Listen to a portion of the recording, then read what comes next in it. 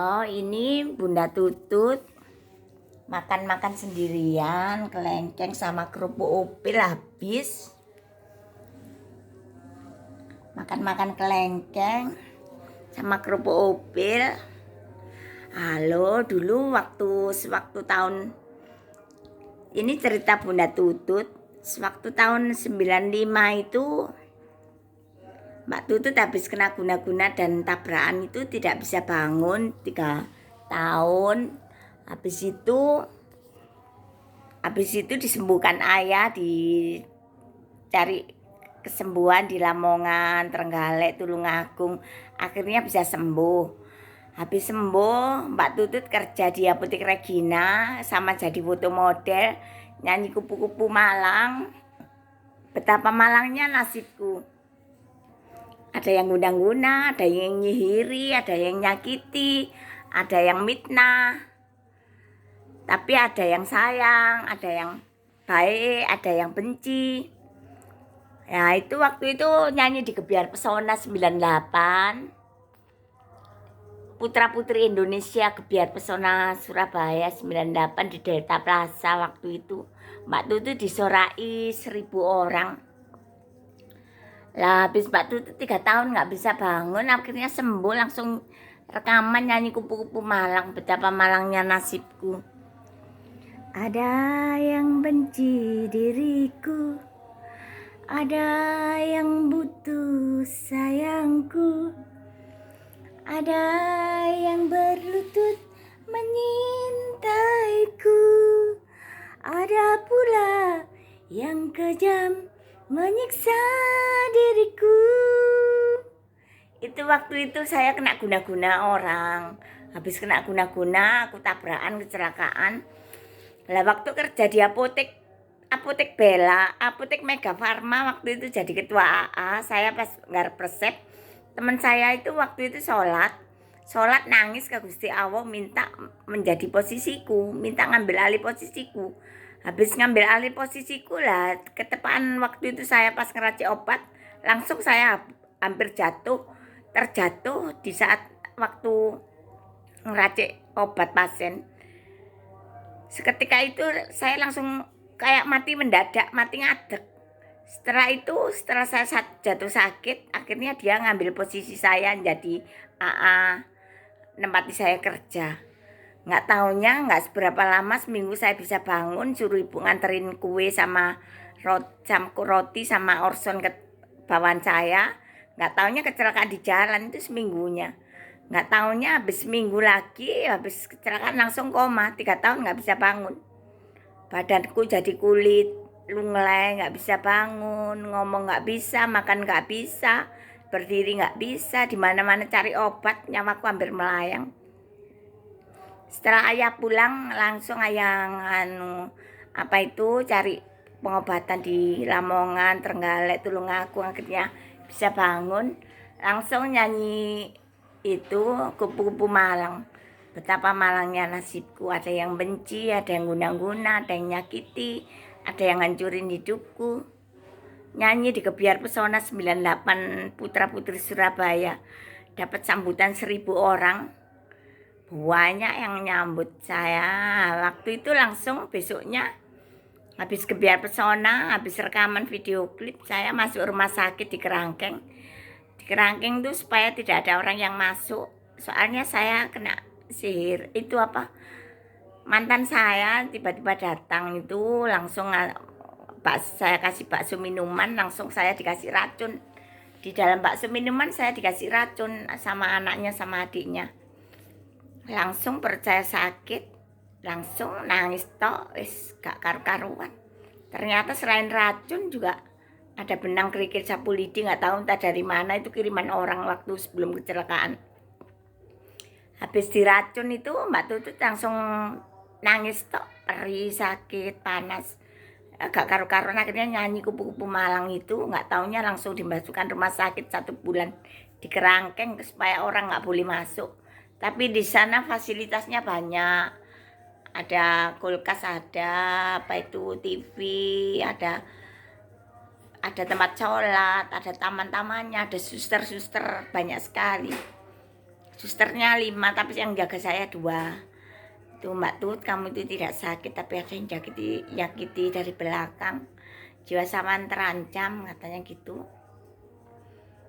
Langsung habis nyanyi nggak seberapa lama terus ya itu setelah sekian lama sakit bangun sambil kerja, kadang santet mantan, kadang santet keluarganya.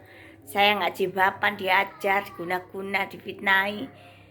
Soalnya yang bos saya itu Cina-Cina, orang Chinese. Lah, kalau jilbaban waktu itu tidak boleh. Lah, saya setiap kali kerja juga bawa ruko. Saya itu, ayah saya ngajar ngaji aku sejak kecil, suruh ngaji sholat di masjid sejak kecil, sholat sejak kecil. Tapi nenek saya itu Katolik. Bule saya itu babinya 100. Iya, Katolik dari mbak, tapi bapaknya polisi, tapi anaknya banyak yang masuk Islam. Tapi saya Islam ngaji sejak kecil lah. Tetangga saya nggak ngerti kalau saya itu turunannya campuran. Ada separuh Katolik. Dikira saya, walau sering ngaji dari kecil itu, saya habis ngaji pulang-pulang pakai katok pendek, pakai celana levis, kadang nyanyi-nyanyi kaosan. Situ nggak ngerti, nggak paham.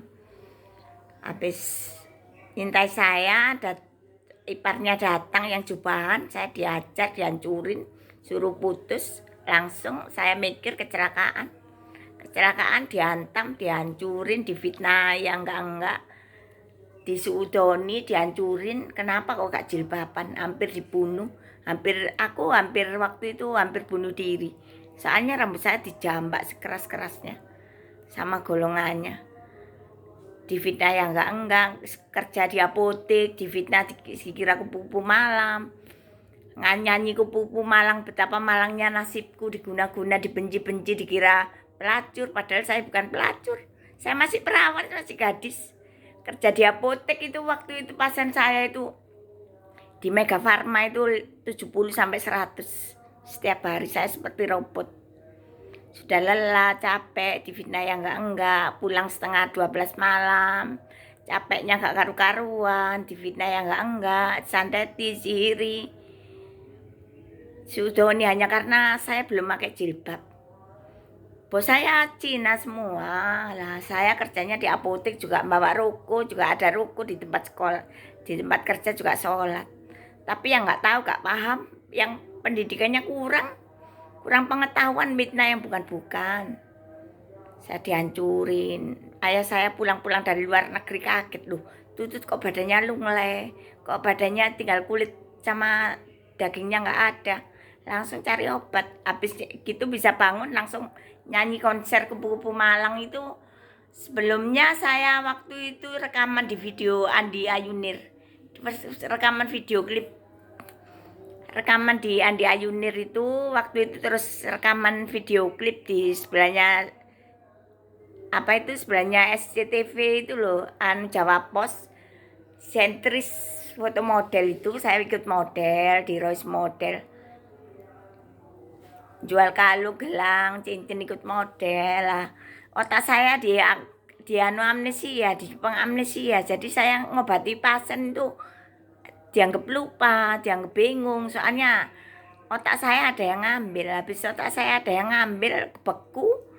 Akhirnya saya jadi foto model. Gimana cara mendapatkan uang? Akhirnya ikut foto model. Di foto model itu sebenarnya gajinya 100 setiap tampil, tapi belum apa-apa saya dimasukkan rumah sakit. Soalnya keracunan sama mantan. Diracun seberat-beratnya. Setiap kali kerja lagi di apotek, sembuhin, sudah pandai lagi, dihancurin lagi, diguna-guna lagi, sampai kaki saya hampir lumpuh. Tapi saya tetap baik, semua tetap tak baik, tak ada dendam. Biarlah Allah yang balas semua. Itu saya, menurut saya. Sekarang yang hancurin saya, wajahnya seperti gerandong, kulitnya hitam legam, wajahnya nggak bertata, rautnya nggak jadi tampan, dan Dulu perwira, sekarang penganggur. Perwira swasta, sekarang pengangguran. Mengandalkan istrinya. Untung saya ini bisa sembuh, sehat, walafiat, alhamdulillah. Tapi semua tetap tak baik. Tangga yang jolim saya tak baiki, semua tak baiki. Sabar saya, orang sabar itu awet muda. Orang sabar, sehat, baik.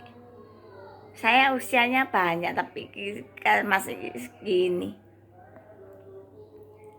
Iya, dulu habis 2 tahun saya sembuh, ayah ganti yang sakit. 3 tahun saya yang merawat ayah sakit.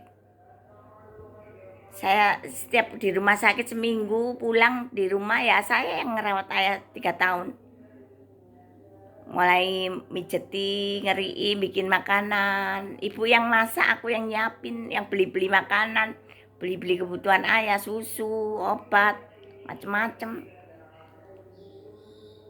Ayah dari luar negeri, waktu itu saya dilamar orang, ditolak ayah, langsung baru dilamar Mas Wahyu, baru dibolehkan ayah. Nah, waktu habis itu ibu jatuh dari rumah sakit, jatuh dari kamar mandi, dioperasi, ya saya yang ngerawat ibu. Saya bilang gini, ibu mau mana? Dirawat di rumah sakit, ada dokter, pakai infus, pakai injeksi, sama harus terbaring di rumah sakit, apa tak rawat? Kalau tak rawat bisa nonton TV, bisa guyonan, bisa makan masakanku, bisa kipas anginan, enak. Ya wes, aku pilih kamu aja yang merawat. Ya udah 5 tahun aku yang merawat ibu. Mulai sakitnya aku sembuhkan, aku obati, nonton TV, guyon-guyon, makan enak-enak, capcay, sop, gurami goreng, jangan asem, ote-ote. Kadang macem-macem ya, nasi goreng, pangsit. Kakak yang bantu makanan, kadang aku yang belikan pampers, yang buang kotorannya, yang belikan susu, kadang belikan kue, belikan buah-buahan, belikan baju-baju, daster, kaos-kaos. Kakak satunya yang mandiin ibu. Kakak yang pertama ngeramasi ibu tiap seminggu sekali. Kakak yang laki-laki mandiin ibu tiap hari, pagi tok, tapi kalau malam seko. Kalau malam sudah jam 10 biasanya mandinya. 10 pagi. Tapi gak banyak keringat, soalnya ada kipas angin di atasnya, ada kipas angin, TV, juga di depannya ada TV. Kadang guyon, kadang bisa makan enak-enak. Jadi nggak sampai di rumah sakit, 5 tahun nggak sampai di rumah sakit, saya yang ngerawat. Paling di rumah sakit 3 hari pulang, kadang 3 jam sih, 3 jam pulang. Sekali toh, 5 tahun saya ngerawat. Nggak ada di rumah sakit, sembuh, gemuk, ibu saya gemuk. Guyu toh, seneng. Tapi pas sakit mau meninggal itu pas puasa, gara-gara saya ada yang ngancurin rezeki saya, gajinya lumayan, ada yang ngancurin otak saya, rezeki saya. Langsung ibu sakit, 2 bulan meninggal. 5 tahun saya ngerawat ibu. Ayah sakit 3 tahun saya ngerawat ayah. Jadi pahala kebaikan saya, alhamdulillah, dapat rumah, dapat kos-kosan. Kakak yang dikasih toko, soalnya nggak mau kerja di luar. Kakak satunya sudah meninggal gara-gara kena corona barangkali, entah karena waktu itu habis itu loh, apa itu namanya, di Tambak Sari itu langsung 2 hari sakit, 2 minggu meninggal. Lah waktu itu memang ada yang ngacau, tapi nggak apa-apa, wis ikhlas saja. Saya ini dapat fasilitas rumah dan kos-kosan nih. Hasil kerja saya membantu orang tua, menolong orang tua. Semasa sakit, semasa hidup berbakti pada orang tua. Nurut pada orang tua, menghormati orang tua.